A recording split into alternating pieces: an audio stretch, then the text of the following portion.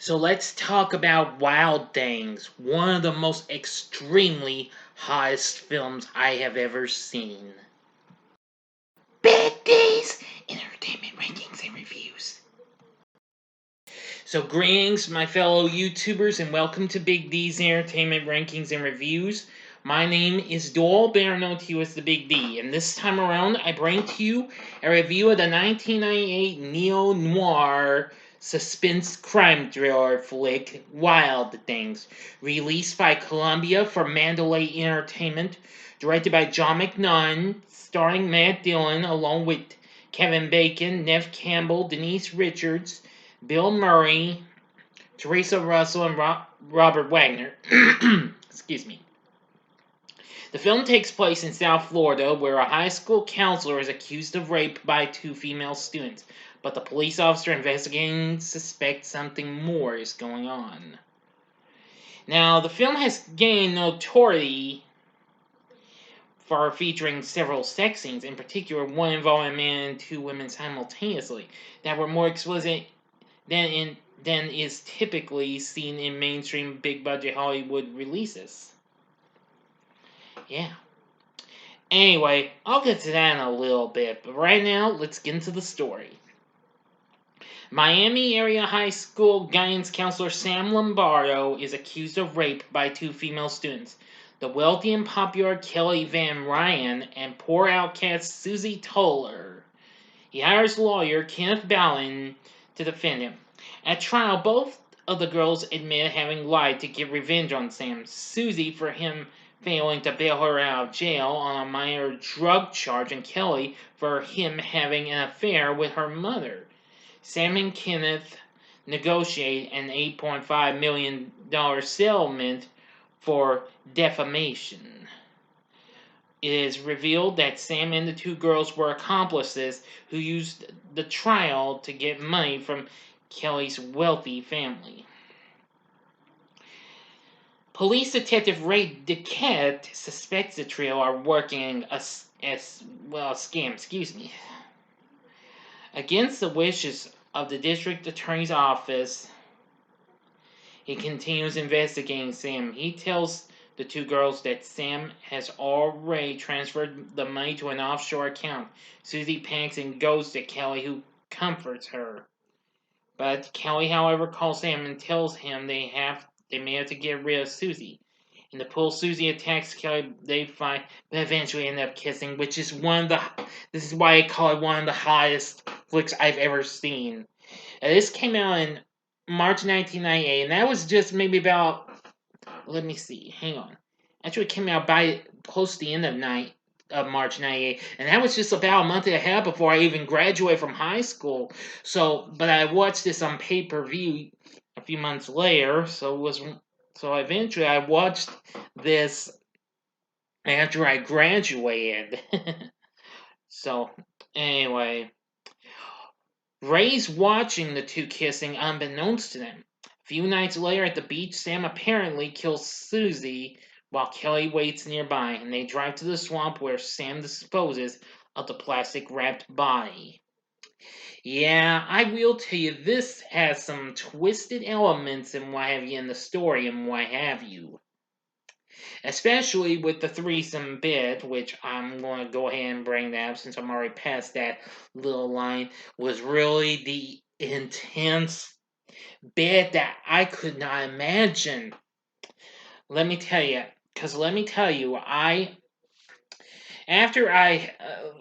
that's hard to explain. Let me try and start over. Neve Campbell and Denise Richards were extremely good. I mean, after seeing Campbell in the first two Scream movies, and I'd almost forgotten about Miss Richards being in the previous year's release of Starship Troopers, where I don't know what to tell you. But even so, I know Neve Campbell didn't want to, but it was Denise Richards who stole the show in that scene. Just so. Ooh! Yeah. You get the point, okay? Yeah. Sorry, I couldn't help myself. Okay, now I'm going to go ahead and get to the last act in the ending. So you know the procedure. 5 seconds to stop. They'll go. Oh, excuse me. I'm getting tongue tied here. Okay, let me start over. You have 5 seconds to stop this video. Go to the description box below and fast forward to the time below to avoid ending spoilers. If you've seen the movie, continue on after the 5 seconds. Thank you. Here we go.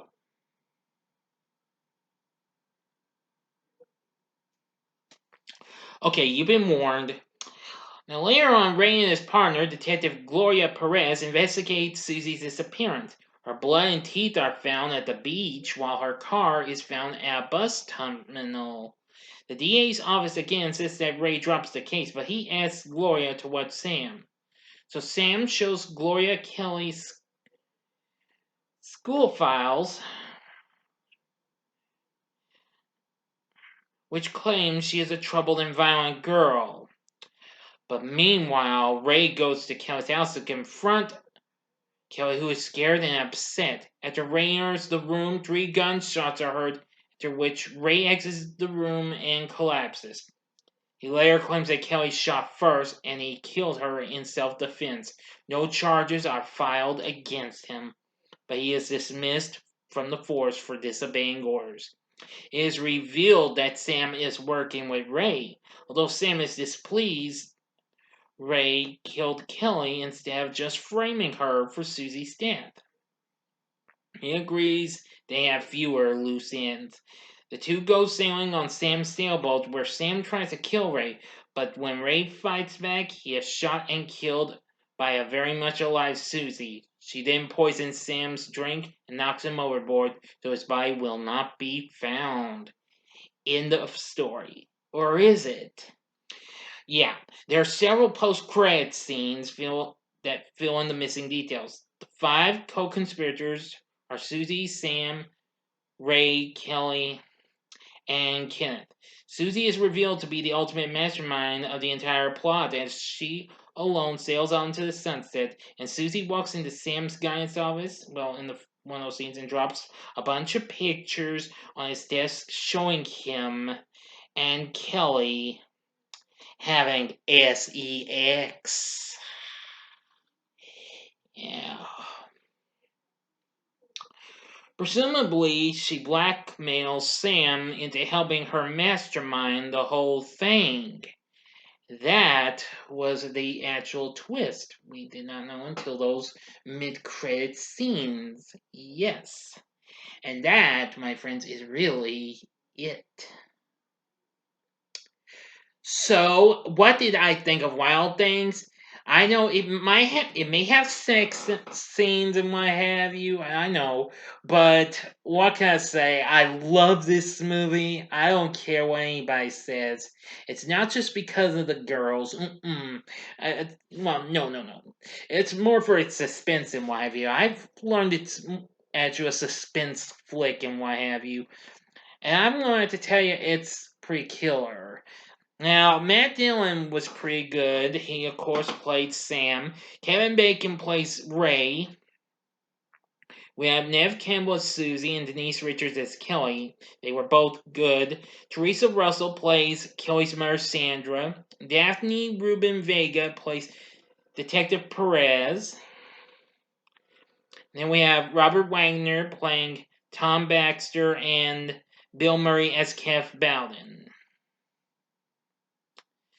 So, and those were pretty good too. So anyway, I've just got to say, this kind of has some, strangeness and what have you, but still, overall, it still got some good bits and what have you.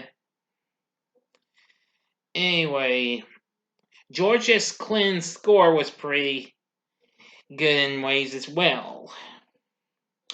The film went on to make $67 million worldwide. Anyway,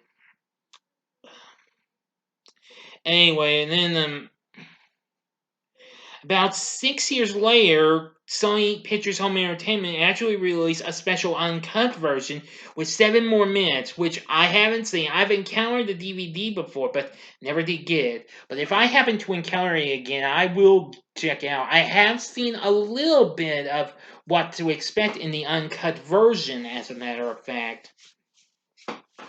Well, including an extended scene of, well, the kissing between, well, between Kelly and Susie,